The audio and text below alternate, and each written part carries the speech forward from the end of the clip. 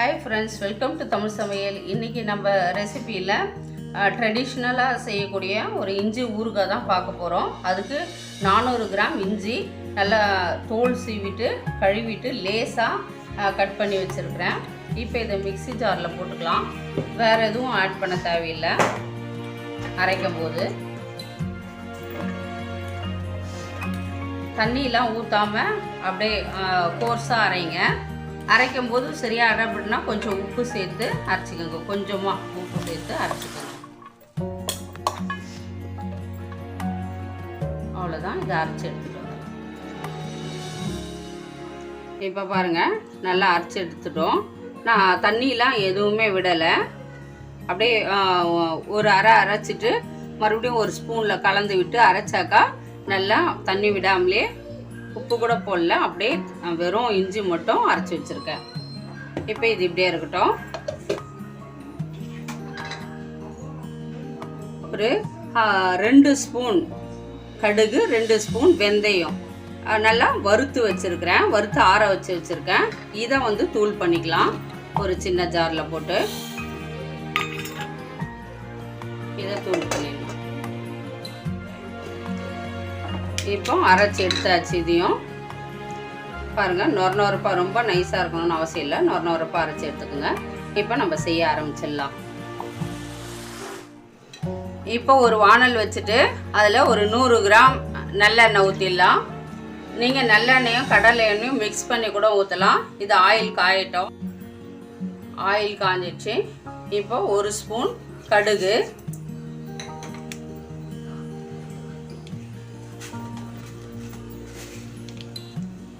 ஒரு 1/4 ஸ்பூன் வெந்தயம்,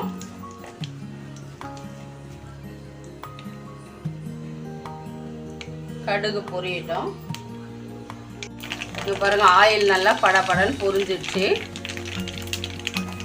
இப்போ நம்ம அரைச்சி வச்சிருக்கிற இஞ்சி விழுதை இதில் சேர்த்துக்கலாம்.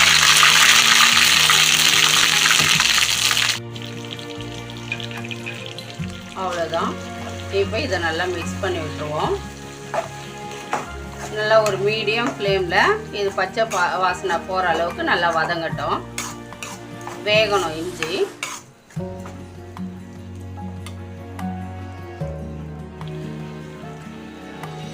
அவ்வளோதான், நல்லா எண்ணெய் பிரிஞ்சு வந்துருக்குது பாருங்கள். நல்லா கிளறி விட்டுட்டே இருங்க. நல்லா அடிகனமான பாத்திரம் வச்சுன்னு நல்லா இது மாதிரி மிக்ஸ் பண்ணி விட்டுட்டே இருக்கணும் அடிக்கடி.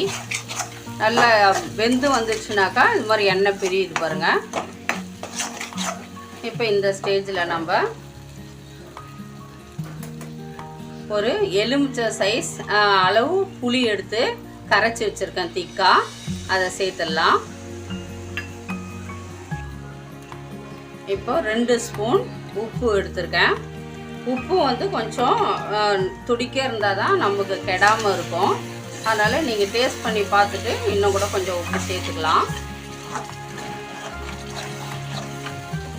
இப்போ இது புளியோடு சேர்த்து நல்லா வேகணும்.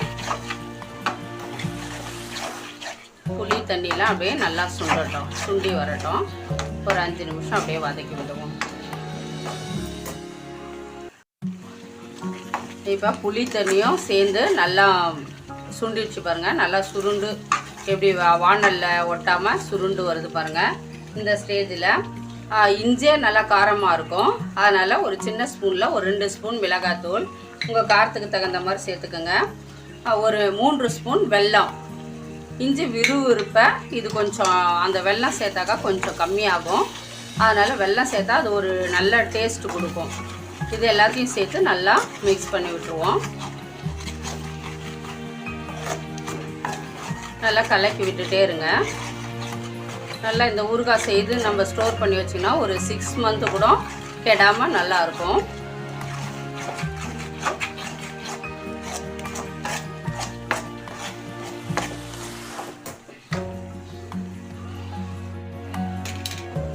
அவ்வளோதான். இங்கே பாருங்கள், நல்லா எண்ணெய் பிரிஞ்சு வந்துடுச்சு. இந்த ஸ்டேஜில் நம்ம அரைச்சி வச்சுருக்கிற கடுகு வெந்தய பொடியை சேர்த்துடலாம்.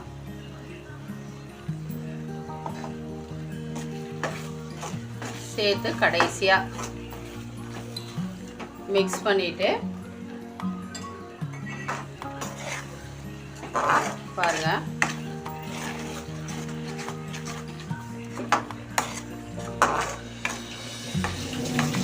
இங்கே பாருங்கள், கடாயில் இப்படி ஒட்டாத வரணும், இதுதான் பக்குவம்.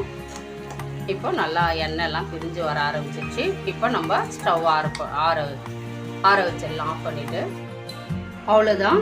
இஞ்சி ஊறுகாவை நம்ம ஆற வச்சு நல்லா ஒரு பாட்டிலில், நல்லா உலர்ந்த பாட்டில்லையா ஏர்டைட்டாக நல்லா மூடி வச்சுட்டாக்கா 6 மாதம் வரைக்கும் நமக்கு இது கெடவே கெடாது.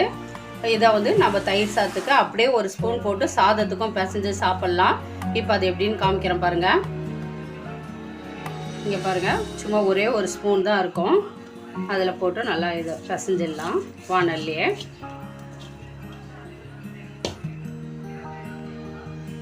அவ்வளோதான், பிசைஞ்சு எடுத்துட்டேன். எவ்வளோ சூப்பராக இருக்குது பாருங்கள் தயிர் சாதம்.